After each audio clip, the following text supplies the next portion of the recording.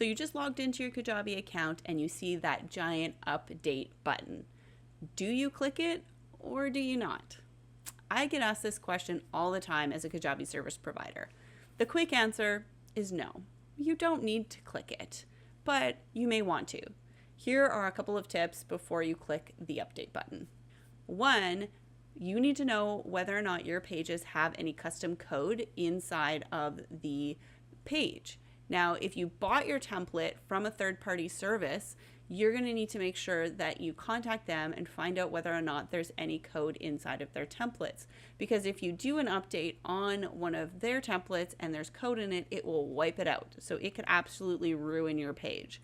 If you have a page that was built using one of the Kajabi templates, then you're fine because they don't put any extra coding that's going to get wiped out. So you're good to go to update those. So the key here is to make sure that your pages don't have any specific coding that was put into the liquid code so that it doesn't get lost.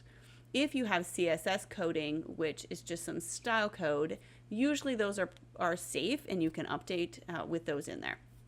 But if you're unsure, the best thing to do is to reach out to wherever you got your page template from and find out whether or not it is safe to do an update. The second thing that you want to make sure you do before you do any page update is to get a duplicate of it or a copy of it or an export of it. So when it comes to landing pages, product themes, website themes, email templates, any of those that require an update, before you hit the update button, do a export or do a duplicate of that, and then you can go and reload it back in if the update doesn't work, and then you don't lose your original page.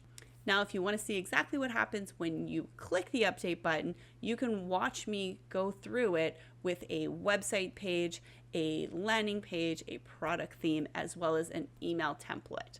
The links to those video tutorials are in the description below.